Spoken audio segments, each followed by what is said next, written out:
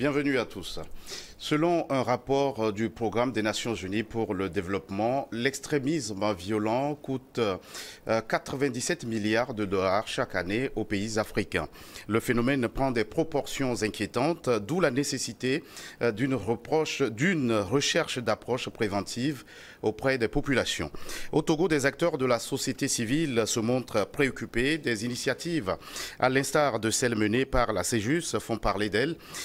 Un projet de formation et de sensibilisation qui prend aussi en compte la lutte contre la désinformation, surtout en cette période de pandémie liée à la Covid-19. Nous en parlons sur ce plateau avec Dieudonné Kossi. Vous êtes le directeur exécutif de la clinique d'expertise juridique et sociale. Merci d'avoir répondu à notre invitation. C'est moi qui vous remercie de nous recevoir une fois de plus sur vos plateaux. Monsieur Kossi, d'abord, on va commencer avec une définition. L'extrémisme violent, qu'est-ce que c'est? L'extrémisme violent, disons que c'est l'ensemble des nouvelles formes de radicalisation que nous remarquons de nos jours dans nos sociétés et qui sont liées soit aux pseudo, je dis aux pseudo-convictions sociales, religieuses, ethniques, voire même parfois politiques, de groupes de personnes qui, au nom d'un certain nombre de revendications, s'adonnent aux actes vraiment violents qui sapent le vivre ensemble et la cohésion sociale. Justement, ça nous amène à fouiller sur les causes de ce phénomène. Qu'est-ce que vous y voyez? Les causes du phénomène sont assez diversifiées. Mais les causes les plus visibles que nous remarquons, c'est beaucoup plus, surtout dans nos pays en voie de développement, la mauvaise gouvernance. La mauvaise gouvernance qui crée un sentiment de frustration au sein de la population, c'est-à-dire des couches de la population ou des groupes communautaires qui se sentent un peu marginalisés, des couches sociales, à l'instar de la jeunesse, qui la plupart du temps se sentent délaissées, sans repère, sans orientation, et donc laissées seules face au chômage, de plus en plus croissant dans nos pays. Donc, ce qui fait que sans orientation, sans repère, les jeunes n'ont peut-être d'autre choix que d'aller vers des mouvements extrémistes qui leur proposent, qui leur font la plupart du temps miroiter de fausses... c'est de la fausse publicité en fait. Ils leur font des propositions qui finalement ne répondent pas aux attentes de ces jeunes-là lorsqu'ils s'y mettent. Alors précisément, comment se présente la situation dans votre pays, le Togo, puisque depuis un temps, vous avez pris au niveau de la CEJUS votre bâton de pèlerin pour sensibiliser la population et notamment la jeunesse? Disons que le Togo et les autorités togolaises, vous l'avez senti, sont de plus en plus préoccupés par la montée des réseaux et mouvements extrémistes dans les pays qui nous sont les plus proches, les pays du Sahel, notamment le Burkina, le Mali, le Niger. Vous remarquez que les actes les actes terroristes et les attaques aux communautés sont de plus en plus fréquentes. Et par exemple au Burkina, je crois que de plus en plus on remarque des actes assez horribles. Et des crimes, je vais dire c'est des crimes qui sont souvent commis contre les communautés, la plupart du temps des populations innocentes. Et le Togo étant préoccupé voudrait quand même prévenir la chose, parce qu'aujourd'hui on ne peut pas parler de lutte contre l'extrémisme violent au Togo parce que nous ne vivons pas encore la chose de très près. Mais lorsque nous voyons nos voisins et à l'instar du Burkina ou du Mali, vivre la chose, il est important que nous puissions prendre des mesures afin de prévenir la chose. Prévenir vaut mieux que guérir, dit-on souvent.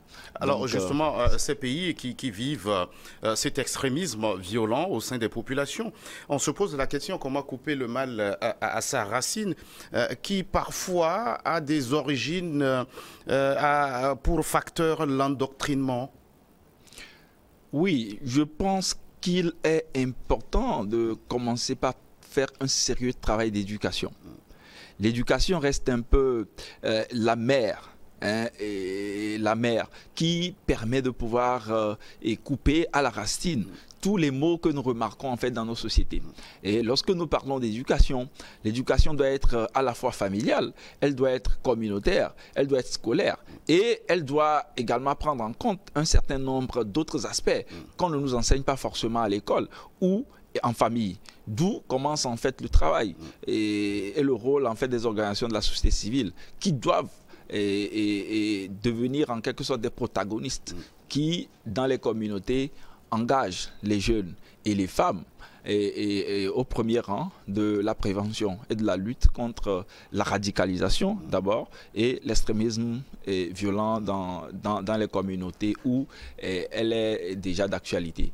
Alors certains analystes pensent que la montée de l'extrémisme violent pourrait être jugulée en utilisant une approche de développement et de consolidation de la paix fermement ancrée dans les principes des droits humains. Et surtout, est-ce que vous partagez cette approche? Est-ce que c'est la meilleure?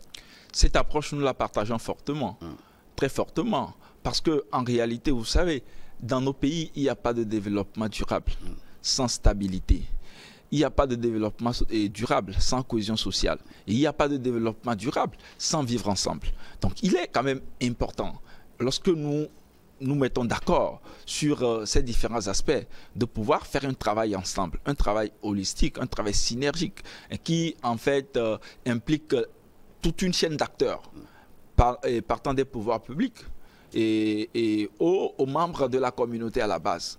Nous pensons, et de plus en plus, et je crois conformément à la résolution 2250 des Nations Unies, qu'il est important de pouvoir de plus en plus responsabiliser en fait les jeunes au sein de leur communauté.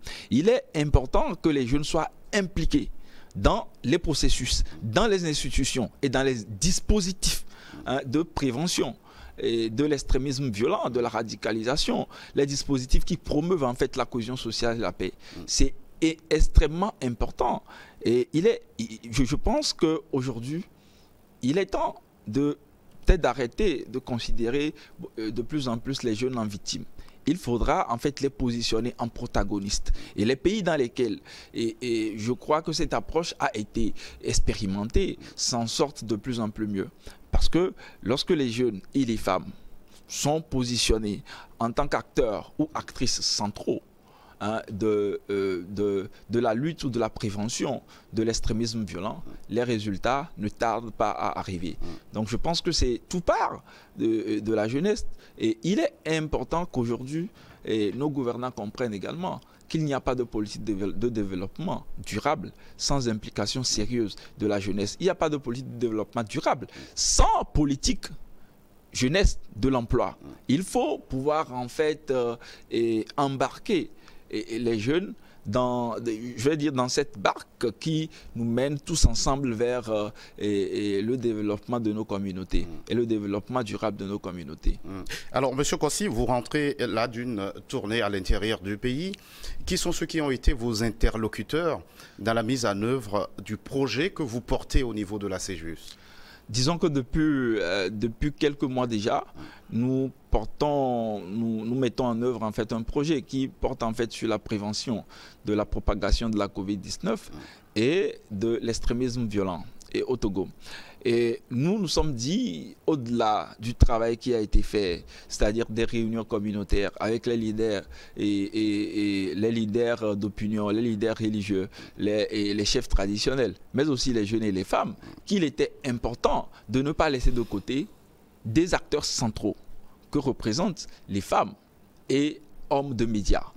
Parce qu'aujourd'hui, le canal ou les canaux officiels par lesquels transite l'information reste en fait le monde des médias, que ce soit le monde des médias traditionnels ou des nouveaux médias. Et il est important de pouvoir positionner le journaliste comme un acteur principal de lutte contre la désinformation dans nos communautés. Et donc la tournée que nous avions fait et que nous avions effectuée en réalité à l'intérieur du pays consistait à outiller, échanger avec les journalistes sur les techniques qui puissent en fait leur permettre de pouvoir non seulement prévenir la désinformation et toutes les notions voisines comme la mésinformation, l'information malveillante, mais surtout de pouvoir être des acteurs qui font ce qu'on appelle du check-facting. C'est-à-dire des acteurs qui se positionnent en tant qu'entre griffes chasseurs de fausses informations par la propagation justement de bonnes informations. Alors en quoi cela est-il important maintenant où nous vivons la pandémie liée au Covid-19? La question devient de plus en plus préoccupante parce que en réalité, la question de la désinformation ou des fake news, comme on les appelle dans le langage usuel, n'est pas une question nouvelle. Ce qui est nouveau, en réalité, c'est la vitesse avec laquelle l'information se propage dans nos communautés. À partir en fait de la crise sanitaire de Covid-19, nous avions quand même remarqué, vous aussi en tant que journaliste, que l'information, surtout dans les réseaux sociaux, devient foisonnante. Et il est important, dans ce méli-mélo que nous remarquons, que le journaliste puisse être un acteur qui se positionne et qui travaille à ce que nous puissions distinguer l'information vraie de la vraie fausse information. Je pense qu'il est d'autant plus important d'outiller les journalistes qui travaillent fortement dans les réseaux sociaux, afin qu'il ne soit pas. Je pense que le journaliste doit être tout, sauf un vecteur qui véhicule ou qui contamine la désinformation dans sa communauté. Le journaliste aujourd'hui doit être, à notre sens, un vaccin contre la désinformation dans nos communautés. Et lorsque je parle de désinformation, je parle de toutes les notions voisines qui l'entourent, parce que souvent, il y a quand même une certaine confusion dans l'usage des termes. Parce que lorsqu'on parle de désinformation, il y a quand même des nuances à faire par exemple, la mésinformation. Parce que la mésinformation, par exemple, c'est lorsqu'une personne prend une information pour vraie et la partage. Alors que lorsque nous nous retrouvons dans le cadre de la désinformation, il y a une intention délibérée de la personne qui est en fait à l'origine de l'information, de pouvoir trunquer l'information, de pouvoir propager une information qui n'est pas vraie, mais qui doit être au bout de la chaîne, être consommée par le citoyen lambda comme étant une information vraie. Et pour vous, ce combat ne peut qu'être mené qu'avec la contribution des hommes de médias. Exactement. Aujourd'hui, je pense qu'il est d'ailleurs subversif de faire ce travail sans mêler à la bataille les hommes et les femmes de médias, surtout les jeunes et femmes qui, de plus en plus, traitent l'information dans les réseaux sociaux. Aujourd'hui, je pense, et c'est ce que nous avions fait, échanger en fait avec les journalistes sur les techniques qui peuvent en fait leur permettre de pouvoir vérifier les sources des informations qu'ils véhiculent dans leurs canaux, que ce soit dans les journaux, que ce soit à la télé, que ce soit à la radio, ou que ce soit dans la presse écrite ou que dans les réseaux sociaux. C'est véritablement important, la vérification des sources. C'est important également que le journaliste ne puisse pas poursuivre ce qu'on appelle le social fest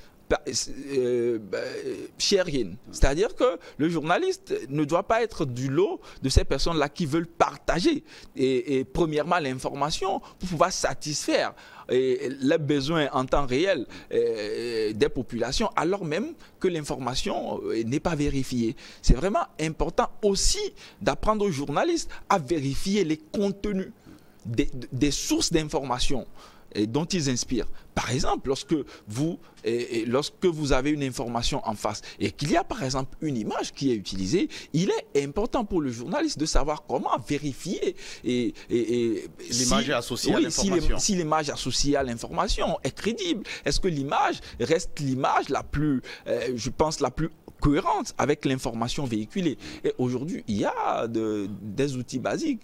Et il y a même, je crois, l'outil le plus connu et le plus basique, c'est Google Images inversées, où on peut quand même vérifier rapidement si l'image associée est déjà existante dans les réseaux sociaux ou c'est une image actuelle. Autant de techniques pour lutter contre ce fléau qu'est la désinformation ou la mésinformation. Monsieur Kossi, nous allons revenir à notre lutte contre l'extrémisme violent. Lorsqu'on évoque le sujet, on s'aperçoit qu'il met en évidence la prévention des conflits et opportunités économiques, l'état de droit et droits de l'homme, l'inclusion dans la gouvernance et les processus civiques, et surtout la participation des femmes et des jeunes à la cohésion sociale. Alors finalement, la question qu'on se pose, est-ce que se jeter dans ce combat ne vous appelle pas à construire plutôt un puzzle géant? Non, je pense qu'en réalité, c'est un combat qui doit être le combat de tous.